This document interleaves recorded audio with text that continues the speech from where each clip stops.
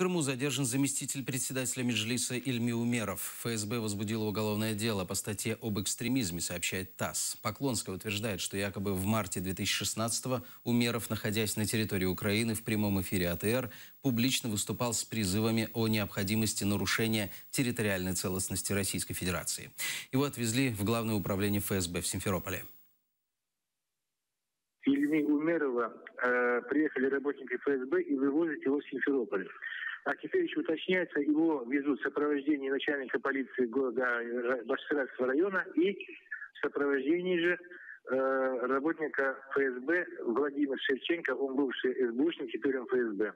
Вот они сейчас где-то в пути в главку ФСБ Крыма, Симферополь.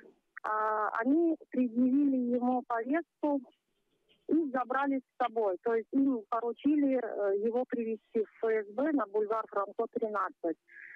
Там указываются какие-то статьи, я даже не успела до конца прочитать. Он взял просто эту повестку с собой.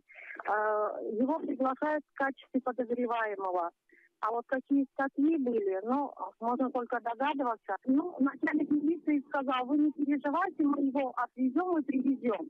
Судя по публикациям, вы знаете, у них достаточно материала, что ему предъявить. После запрета Меджлиса, все члены Меджлиса к каким-то репрессиям готовы. Он там сказал, что дальше просто будет поток репрессий.